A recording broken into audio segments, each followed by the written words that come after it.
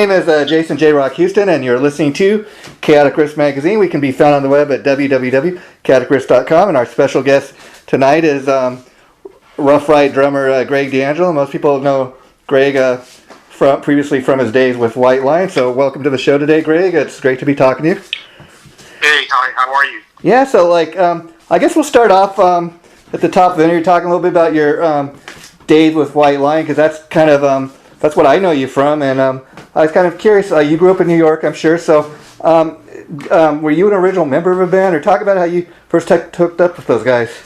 Well, I joined a band called Anthrax, which I'm sure you're listening. Of course, yeah. When I was 17, Scott, Ian, and Danny Lilker had the band going, and the lead guitar player was a friend of mine, and he brought me down. Wow. To meet Scott, and we played together and clicked, and I was with those guys for about a year and a half. Oh, wow. And left to join another band in New York, and eventually found my way to White Lion. There used to be a paper in New York called The Village Voice. Oh, yes, yeah. And I actually answered an ad in The Voice. They were looking for a drummer, and were holding auditions, and I think I was one of the last guys to get in there, and it worked out, obviously. Yeah. Wow. And let me ask you, Greg, when you when you went down, did you have to audition, or what was that process like? Sure. Yeah, I went down initially and played on a kit that they had there. They liked that, so they asked me to come back with my drums. So we did that. They liked that, and then they asked me to learn some songs and rehearse with them a bit. I did that. They were satisfied, and wow. The rest is history, they say. Yeah, 2 or 3 steps, and then they asked me to join the band. Now let me ask you: when you joined up with the White Lion, were the other guys were they aware of Anthrax or anything? Because I know they were a New York band as well. Yeah, they were probably aware of them. At that point, this was 1985, I think, and Anthrax. I think they had just released their first record somewhere around that time, and so everybody was pretty much aware of everybody else in New York. It was a very healthy scene in New York back in the 80s. Yeah. Now, kind of interesting. You being in Anthrax and White Lion. Now, White Lion, later on, people would think, if they think of the breakout album, which was the one with Wait and Tell Me, Pride. That's the album. A lot of people think of White Lion kind of as a poppy hard rock band, but actually, if you go back to those first 2 albums, you guys were actually kind of a lot more metal. Would you agree with that? Yes and no. It depends on your definition of metal. I guess metal is a little more taken on so many different meanings. Yeah. Subgenres these days. Yeah. But they were more of they were more eclectic. I think when the Pride album came out, it was a little bit more homogenous, which was kind of planned, really, because there was a certain thing we wanted to do, and we kind of aimed for it. We wanted to be on the radio, we wanted to be a commercial success. Yeah, who doesn't? The Fight to Survive album was a great album. It had a lot of great songs, and they were raw songs. But and it was a little bit looser, a little bit freer, I think. Mm-hmm. And when the Pride album came out, we really concentrated on tightening things up and making sure the corners were sharp and everything like that. And and we wanted to make that kind of record. Yeah, and you can't really argue with the success of the album. I mean, it is what it is, and it's well, it's not quite Fight to Survive. It's got great songs. I mean, a great example of that is not just the single Wait and Tell Me, but I like the other single, which was When the Children Cry. I mean, that's a very different kind of tune for you guys, but it hit everybody. Everybody loved that song, Yeah. It works well for us. And were you surprised once the Pride album came out, the way people responded? I mean, because again, it's kind of a different sound for you guys, but it seemed to really, people really took notice of it. Were you surprised by the success you had with that?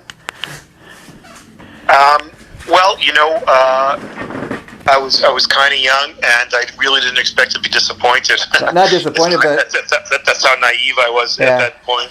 But we were lucky. I remember we used to spend a lot of time going up to Atlantic Records. Was our label at the time, and we kind of made friends with a lot of the managers and a lot of the people that were working for Atlantic doing promotion and a bunch of other stuff. And we used to socialize. And I remember going out with one of the managers after work one night, and she said to me, she said, "You don't know how lucky you guys are. They made a decision as to who they were going to work this year, and you guys are one of 4 bands." Wow. And I remember the conversation, and I remember her looking at me and said, it was very intently, like, this is really serious. And I was just like, oh, yeah, that's great, cool. Let's go, and that's go get famous. And you guys were right there at the right time, because, that was era when MTV was still big, and, MTV was actually still playing music videos, and it had to be, like, the ultimate feeling, from, starting out, like, everybody playing the clubs around your local area, and then you're in this band and they're playing your videos on MTV, and you guys are going on these big world tours with these other bands that you probably grew up on. That had to have been like the ultimate feeling, like yeah, we finally hit it. Yeah, it was pretty awesome. We worked really hard for about 2 or 3 years. We had developed a bit of a circuit that we played between Boston and Washington, D.C., and we would go back and forth and just hit those clubs, every 3 months. And in between that time, we were rehearsing every day. Wow. And it was just like a job. And, White Line was one of those bands where, you could go on tour with every, because of the different styles of music you guys did. You could play with every from like a Kiss to Scorpions and in between, We were very fortunate that some great bands took us out and gave us the opportunity to play in front of their crowds. We were very thankful for that. Yeah, and talk a little bit about like of all the albums you played on with the band, which would you say would be your favorite? Oh, that's really hard. Like all your babies, huh? Yeah, that's really hard. Each record has got its own memories, a lot of great memories, and you kind of associate different things that you're experiencing with the times that you recorded those songs. But I'm proud of what we did. I thought I thought we played very well, and I really enjoyed the songs, and. We were singular of goal back in those days. The 4 of us really. Yeah. How do you feel like you and James work together as a rhythm section? Mm-hmm. You guys seem to have a great thing going, but like, did you have chemistry right away? Like you and him, did you kind of play off of each other? Sure, we did. Yeah. It was a lot of fun playing with James Lomenzo and the rest of the guys too. Vito's a great guitar player, and Mike had a very, very distinct quality to his voice. He was a great singer, and it was a really good band. And so, and we all had the right attitude. We all wanted to be successful, and we worked towards that. And so, like, it seems like you guys, like you said, when you were in the studio and everything, recording this stuff, seemed like there was a great chemistry there. Yeah, there was a great chemistry, that was nurtured by a lot of repetition. Yeah. We rehearsed a lot. We made sure we were prepared. Yeah. Now of course the United States, obviously, but of all the places you guys got the chance to tour and stuff and play, did you have a favorite place or favorite country to play, or were you kind of like really taken aback and surprised by what a huge reaction the fans gave you guys in that country? Well, we just loved playing. Obviously, playing the States for us was a big deal because this was our experiences and this is where we grew up. But we got very warm welcomes in Europe and very warm welcomes in Japan, and they were always wonderful experiences. Yeah, and I'd imagine first time playing Madison Square Garden, that had to be kind of a special feeling for you guys. Yeah, it was a high point, no doubt. Yeah. Yeah. And now, Greg, I know that you were one of your biggest influences was Kiss, but who are some of the other bands and drummers that really influenced you? Well, I love Kiss. I think Chris was a great band, and I think I just posted something on Facebook saying something about them being my gateway drug. Yeah. They caught me, and I caught them at the right time. They were a great band for where I was, in my development. But the bands that really influenced me and really stuck with me all these years, the Led Zeppelin, Deep Purple, Bad Company, those kind of bands. Yeah, and talking a little bit about Kiss, because I'm a huge Kiss fan myself. I always love to ask people, like, when you first heard Kiss, was it an experience of like hearing it on the radio? Was it actually seeing a photo of the band? The reason I ask is Kiss is one of those bands where the image and the look is just as big as and important as the sound of the band, for the songs.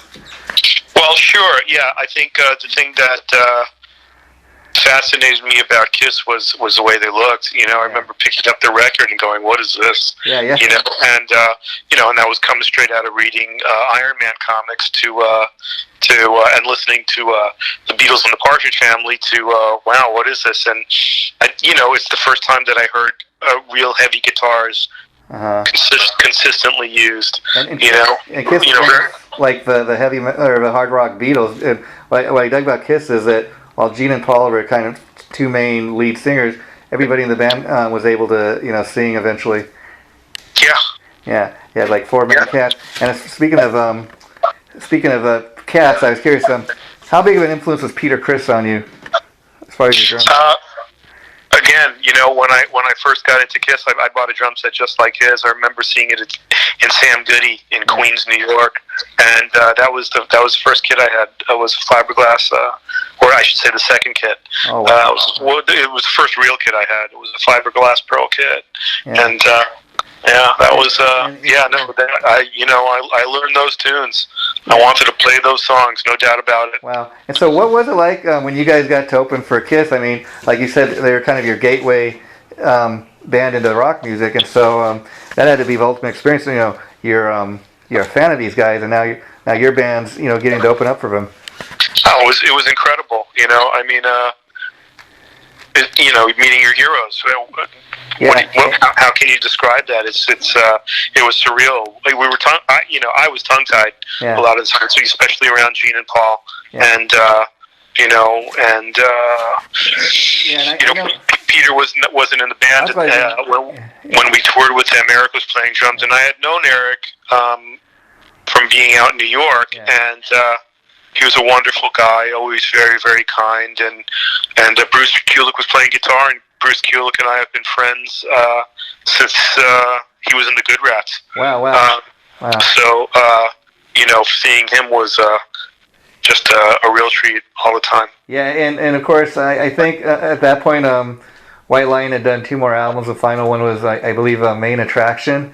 And, that's right. And then at the end of that, I don't know if you mind getting into. I know you and James were kind of let go, and I just wanted to kind of get your feeling on that. Were you let go, or did you was it your decision to leave? You want to talk at all about that? Well, every band has got a course that they run, and James and I were playing with Zak Wylde quite often. That's right. And we had planned to start a band, and things just kind of ran their course. And I'm happy to say that I'm friends with Mike and Vito, and I speak with them,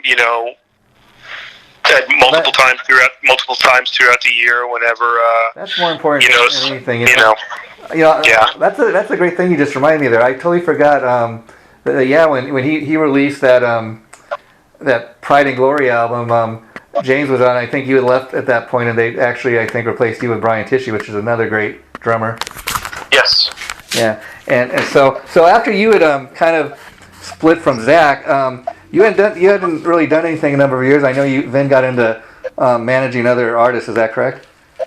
No, I wasn't managing anyone. I owned a recording studio, a mix room in Los Angeles for about 20 years, and had a very high clientele and had a great business for a very long time, and really enjoyed being an apprentice to some of the best engineers and producers in the world. I learned a heck of a lot about making records, and it's where my curiosity was at that point in my life. Wow. It was great. Yeah. And now, I was talking to you about before we started doing an interview tonight. I see that now you're with the band Rough Riot, which has got Carlos Cavazo and Paul Shortino. So let's talk a little bit about how you hooked up with those guys and what it's like to be back performing live. Sure. Sean McNab, who's a bass player in Rough Riot, also plays in my Monsters of Classic Rock band, which is an all-star band I have with Terry Luce from XYZ and Danny Johnson from Rod Stewart's band, and Kevin Jones from Ozzy Osbourne's band. And so Sean and I were playing together, and everything is going great with our Monsters band. And he said, "Hey, man, Carlos and Paul asked if this is something you might be interested in doing." And I was always a huge fan of both of those guys. I think they're both incredibly talented, and I jumped at the chance to be able to play with them. And I know Rough Riot originally was formed of ashes, a kind of rough cut, and a lot of the initial guys that were in the band, like you got Paul and Carlos, as you said, and they got some of the other members that had been in either Rough Cut or Quiet Riot, and initially they were playing songs from those bands. Are you guys kind of still doing that, or are you moving more towards doing original music? Well, we're still doing a lot of the Quiet Riot stuff that those three guys played on. In fact, I think Sean, Paul, and Carlos, if I'm not mistaken, were the lineup for the QR3 record. You might want to check me on that, but I'm almost positive that that's the situation. Well, I think I think QR3 was actually Kevin, and then they played on the follow-up, which was just called Quiet Riot. Oh, okay, there you go. Yeah. Thank you for straightening that out. But regardless, those guys have got a great chemistry, and for me to be able to drop into that slot was a great opportunity. And that wasn't, this isn't like going back to your previous band, White Line, we've been talking about. So what's it like when you not only hook up with these guys, but what was the learning process as far as you learning that material? Well, it's really just like anything else. You listen to a song a bunch of times, and you learn the tunes. And luckily for me, I get to play a lot of Frankie and Ali's parts, which are fantastic because Frankie's a great drummer, and as well as a good friend, and so it really is. It's a treat. Yeah, and Frankie's behalf, I just want to say, go Frankie. We hope you beat that cancer and everything, but we're praying for you. There's nobody stronger than that dude. Yeah. And lots of love to Frankie Benally. So true. And in regards to Rough Riot, because of all this COVID-19 stuff going on, have you actually played a show with them yet, Greg? We played two shows at the beginning of the year, one at the Whiskey and one at Vamped in Las Vegas, and we were slated to do a lot more, but of course this is going on, yeah. Yeah, but just like and we had a bunch of dates booked with the Monsters of Classic Rock as well. But this year has kind of taken us all by surprise. It really has. I was laughing with somebody today saying, we look back on 2020. Who would ever thought that the main thing everybody was going to be after would be toilet paper? I mean, just to laugh for a minute here, Yeah, and I don't know why. I don't know why that's the big commodity that everybody's chasing. Yeah, now we're running out. I guess everybody had plans to eat a lot or something. I don't know. Yeah, running out of wipes. And so, are you? You're still in New York, and then I guess, and you commute back and forth. Is that correct? I commute back and forth between LA and New York, LA and Vegas. Oh wow! Yeah, it's kind of funny because years ago out here in LA, where I'm from, by the Sunset Strip and everything. That's used to be the musical capital, but it's funny. Everybody's moving to Vegas, and Vegas is becoming what LA used to be. And I hear they call it Music City and stuff, and all the '80s guys are moving there. Yeah, there's a lot of them. There's a lot of us there, no doubt. Yeah. And so that's great. So in regards to Rough Riot, do you know if you guys, when you get back together, are able to start performing? Is there a goal to be working like on a CD or anything like that? Yeah, I think those guys are interested in writing some new material, which I'm very much looking forward to. Yeah. And I know they want to play, and they kind of want to get it together in a adult, big boy kind of way and make sure that everything is done right, which I'm totally on board with. Yeah. And, I am looking forward to doing just that. Yeah. That's cool. And, I really wish you guys luck. And, correct me if I'm wrong, but probably like these two bands you're talking about right now, that's probably the first time that you've actually been live on stage in a long time. What was that like the very first time you got back up there behind your drum kit and was on stage? Well, I was playing with Stephen Pearcy from Ratt for about 7 years prior to this. That's right. Yeah, and you even played on some of his albums, right?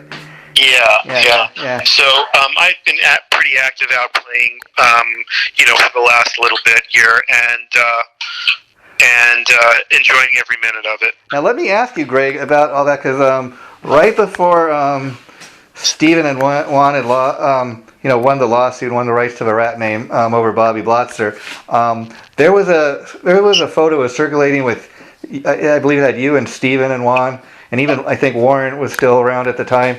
And were you ever approached about replacing Bobby Blotzer as a drummer? Or were you kind of just hanging around the guys at the time? Well, the subject had come up, and that's really a better question for Stephen, I guess, or Juan. But I guess the short answer would be yes.